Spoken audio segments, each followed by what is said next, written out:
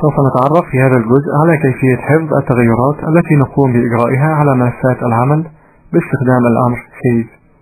ويستخدم هذا الأمر لحفظ المستند الحالي، سواء كان مستند جديد يتم حفظه لأول مرة أو لحفظ المستند بعد إجراء التعديلات عليه.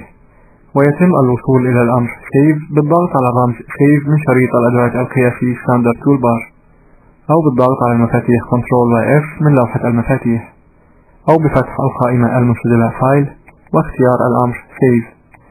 وعند حفظ المستند للمرة الأولى سوف يظهر المربع الحواري save as، حيث يمكننا اختيار مسار حفظ المستند بفتح القائمة save in واختيار المسار الذي نريده. كما يمكننا حفظ المستند في المجلد history، وكما نرى أن هذا المجلد يحتوي على قائمة بالمجلدات والملفات التي تم فتحها مؤخرا داخل البرنامج. ويتيح لنا هذا الاختيار سرعة اختيار المجلد الذي يتم به حفظ المستند. كما يمكننا حفظ المستند داخل المجلد My Documents، وهو الموضع الافتراضي لحفظ الملفات في البرنامج. وباختيار Desktop سوف يتم حفظ المستند على الديسكتوب الخاص بالجهاز، وسوف يظهر رمز خاص بالمستند على الديسكتوب الخاص بالجهاز، بحيث يمكننا فتح هذا المستند بعد ذلك بالضغط المزدوج بالمؤشر على هذا الرمز. وباختيار Favorites سوف يمكننا الدخول إلى هذه الملفات بسرعة فيما بعد، حيث يستخدم هذا المجلد لحفظ الملفات والمجلدات متكررة الاستخدام.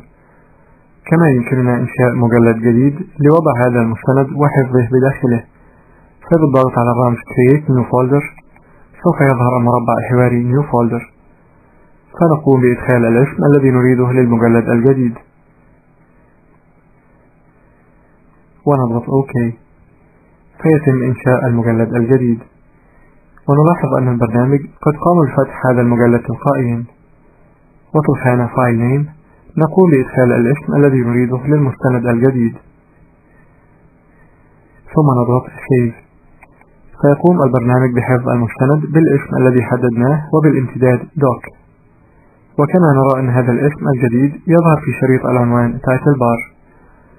وإذا أردنا فإنه يمكننا حفظ المستند باسم آخر أو إلى مسار أو امتداد مختلف، وذلك باستخدام الأمر Save As. ويفيد هذا الأمر إذا أردنا إجراء تعديلات على المستند مع الاحتفاظ بنسخة من المستند الأصلي. ولعمل ذلك نفتح القائمة المستدلة فايل ونختار Save As، وفي المربع الحواري Save As نقوم بإدخال الاسم أو المسار الجديد. ومن القائمة Save As Type سوف يمكننا اختيار الامتداد الجديد الذي نريده لحفظ المستند، سواء Web Page أو Rich Text Format RTF أو أي من الامتدادات الأخرى التي نراها، ثم نضغط Save، فيتم حفظ الملف بالإعدادات الجديدة. وسوف يصبح الملف الذي تم تغيير اسمه أو مساره هو المستند الحالي المفتوح داخل البرنامج. وعند إجراء أي تعديلات فسوف تحدث على هذا المستند ولن تحدث على المستند الأصلي.